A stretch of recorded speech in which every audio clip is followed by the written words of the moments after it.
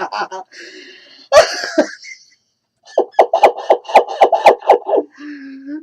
need to say anything about this, guys? She put the mayor in a freaking bird cage!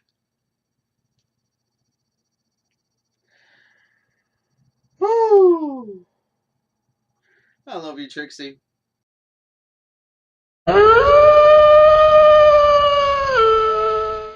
Hello, everyone. I'm Keenan47, aka Wolfkeen, and welcome to my My Little Pony vlogs for Season 3. Today, I'm talking about Magic Duel, written by M.A. Larson. Best Writer does what Best Writer does. Magic Duel, as most people know, is one of my favorite episodes of Season 3. And it's within good reason in many cases, because this is an episode that had a couple of elements that I did like, and also was the return of one character I really wanted to see again. But let's get into it. The episode starts with this pony skulking about in I don't know, back alleys of some kind of town. And apparently this pony is looking for something interesting. So the pony runs into a shopkeeper who is basically having such an item, which is known as the Alicorn Amulet. However, he refuses to sell it, but you already know, guys, money persuasion. So now we cut ahead to Twilight basically practicing some magic for a performance that she's going to be doing for Princess Celestia and some delegates from Saddle Arabia. This is one thing I do like about this episode. It actually has a bit of world building inside of it, if you think about it. The delegates of Saddle Arabia, and if you look at the design of, the ponies from Saddle Arabia, you'll see that they don't exactly look like normal ponies. This gives into the idea that there are other kingdoms and lands in, this entire world. It's not just Equestria. It's, a multitude of different lands and other stuff like that all around the world, basically, kind of like real world itself.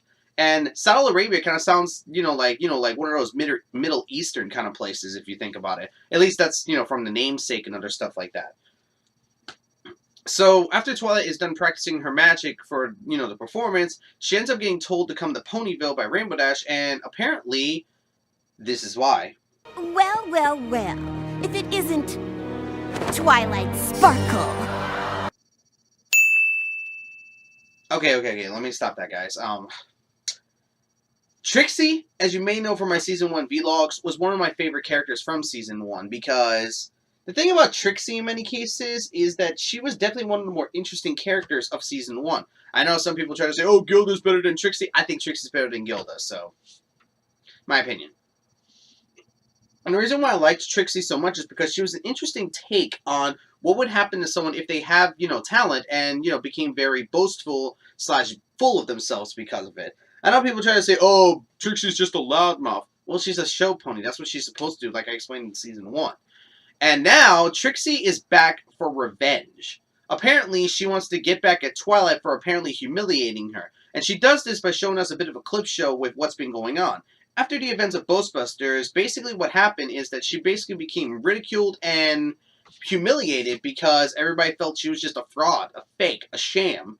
So much so that she had to actually work on a rock farm, which... Is that Pinky's dad? I think that's supposed to be Pinky's dad, isn't it? And so Trixie just begins casting spells on everyone around Ponyville until Twilight agrees to duel her in a magic duel. Now, here's one thing I have to bring out immediately. There are some people who don't like this episode because they're like, oh, this is supposed to be called Magic Duel, right? Why aren't they battling each other? There is a difference between a duel and a battle. A battle is trying to beat your opponent. A duel is trying to outdo your opponent. Why do you think many kinds of kendo matches, fencing, and other stuff like that are known as duels, not battles? Because you're basically trying to one-up your opponent, outdo them, not just try to beat them down. That's why, when you see fencing and kendo, the point, in those matches, you're just supposed to hit them in certain locations to win a point. You're not trying to just beat them down, you're trying to basically outskill them. And that's what a duel is. Look at Harry Potter for a good example of a duel. You don't see Draco Malfoy or Harry trying to, kill each other, basically. They're just trying to outdo one another. Okay, maybe that they do to some degree, but you get the idea behind that. So Trixie and Twilight basically go and do the magic duel against each other. And they seem to match blow for blow, basically. Until Trixie pulls out a spell that only the highest level unicorns know. An age spell. So when Twilight tries to cast Disage spell, she ends up failing, and because of this, Trixie throws Twilight right out of Ponyville, and then surrounds the town in a gigantic... So Twilight is trying to find some kind of way to basically fight back against Trixie at this point. She keeps trying to learn how to do an Age spell to combat her, but she can't do it. So she tries to figure out who does she know that knows like mysterious magic and stuff like that. So, of course, we go to Zecora, and she pretty much says the way Trixie is using her ability, it's abusive. And so she's going to help Twilight basically learn different tricks to try to beat Trixie. And I kind of like this, because everybody drew the same comparison, because the scene where Zecora is helping Twilight is the same as Star Wars Episode 5, which is true in many cases, where Yoda is helping Luke Skywalker learn about the Force and better, teach him certain abilities and learn about the Force as a whole. Here, Zecora is basically trying to teach Twilight about being more concentrated and stuff like that. Try not to allow this stuff to, cloud her judgment. As we keep going through this, we also keep flipping over to, basically Trixie turning Ponyville into her capital, basically. Basically causing ponies to make her banners, do whatever she wants at her hoof, and yada, yada, yada. So much so that she's abusing Snips and Snails in this episode, which, I know, guys, they deserved it. Because it's really their fault why Trixie got ridiculed to such an extent. Because they were the ones who brought the Ursa Minor to Ponyville in Ghostbusters. But did they really deserve this much punishment? I'm not trying to defend Snips and Snails, but come on, guys. Do you really think Snips and Snails deserve this much punishment? Morally standing sake, guys. Just saying. But then again, it never became too, to the point that I'm just like, this is wrong. Because Trixie at this point is pretty much evil. So the main six find this book. Well, Fluttershy finds this book, and, she keeps getting interrupted over and over again. And basically we find out that this amulet is known as the Alicorn Amulet. And apparently it gives the user untold power, but corrupts them at the same time. And the only way for that amulet to be taken off of the user is if they do it themselves. So basically, they want to tell Twilight this, and they decide to send Fluttershy to do it, even though she's very timid and doesn't want to do it. Hell, it's even shown in a later scene where she's trying to run back to Ponyville while her bird friends are dragging her out to the Everfree Forest. I have a problem with this scene. Fluttershy in earlier season episodes has been shown to always be willing to help her friends in any situation possible. Here, it's like she doesn't care, and I don't like that. I don't like that. I'm not going to say her character was flanderized, because I don't think it was, but I do feel like it was a bit overblown, her shyness. I mean, I get Fluttershy is shy. I get that. And I get that she's probably nervous from the situation, but even then, she was able to stand up to a freaking dragon in Dragonshy, and here, she's already outside of Ponyville. Why is she so shy and scared to go to Twilight, even though she knows that, Twilight's in the Everfree Forest with Zecora? Okay, that was never said in the episode, I'll give it that. They never said that they were in, Zecora's hut, but you get the point. So, Fluttershy gets to Twilight and then tells her what's been going on. And Zecora tells her that she's learned every trick that she can. However, she says this one line: if Trixie's tricks got you in a fix, then mix your magic and use the 6. Which is basically the only hint Twilight needed to actually battle Trixie. So they go back to Ponyville, and Twilight decides to challenge Trixie again to another duel. But this time plays to Trixie's vanity. You want to know how? She ends up wearing an amulet She ends up wearing an amulet that's supposedly more powerful than the Alicorn Amulet. And one thing that kind of makes me laugh is definitely this scene right here. How about another duel? Why should I? I already beat you.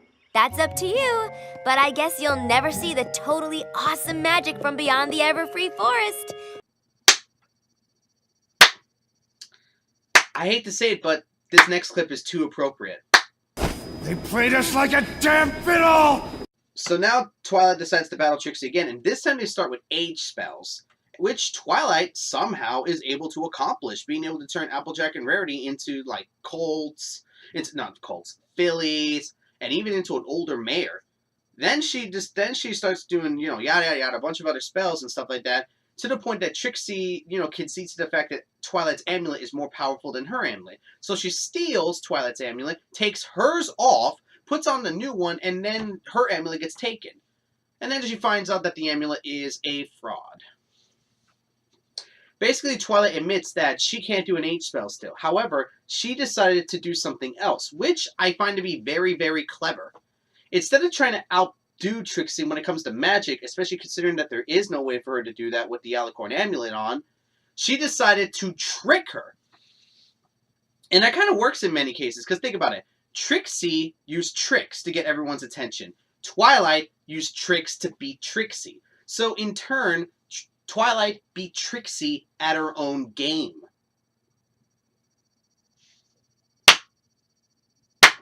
You have to admit, guys, that was ingenious. The fact that Twilight decided to use Trixie's own tricks against her.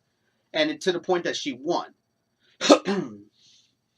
So now we move on to near the end of the episode where we see Twilight perform for the delegates of Saddle Arabia. Trixie decides to at least do something for the show, like some fireworks and such, and even apologizes to Twilight, which Twilight does accept. But then we get one more good line from Trixie anyways. Don't you think the great, unapologetic Trixie is the most magnificent humble pony you've ever seen? Never change, Trixie. Never change. And that's pretty much Magic Duel. Honestly, this is still one of my favorite episodes because, yeah, it may not have a lot premise-wise, kind of like Too Many Pinkie Pies. It's still an intriguing episode in many cases because, yes, this is the return of Trixie, one of my favorite characters from Season 1. And I really do love Trixie's persona and other stuff like that. But I do like this idea that, she became, vengeful for what happened in Ponyville, especially considering what's happened to her. She became ridiculed, she became humiliated, and other stuff like that. So this is a natural reaction to someone who's been through all this. They want to get back at the pony or person who did this to them. And Trixie, feeling like she had no other choice or no other way to beat her, decided to use some dark magic, aka the Alicorn Amulet. I can buy this because, let's face it, when we all want to get back at someone, we want to do it in the best way possible, and we want to have the biggest leg up we can above the person we want to get back at. This is how you do this concept better. Because look at One Bad Apple when they had, the Kingdom Crusaders try to get back at Babseed. They were put as in the wrong because, oh, Babseed was being bullied in Manhattan, so they're wrong for doing it now.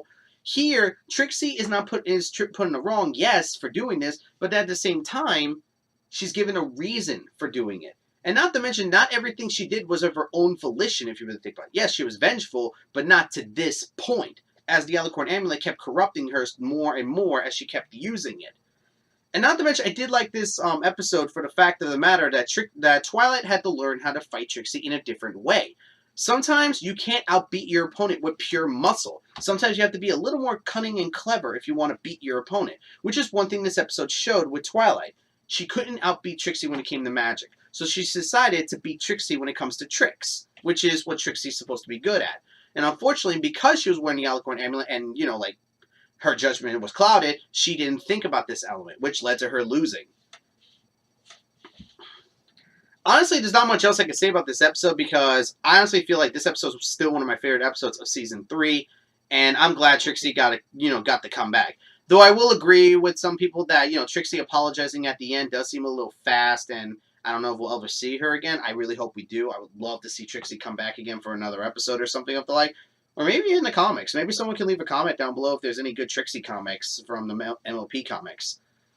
So there's not much else for me to say, guys. And, oh, also, I'm going to be doing a collab of this episode with Toon Critic Y2K. So I don't know if the video is going to be... I know for a fact the video, when I upload this video, the video is not going to be done yet. But when the video is uploaded, you'll see an annotation somewhere on the screen which basically leads you to the collab I will be doing with Toon Critic Y2K on this episode.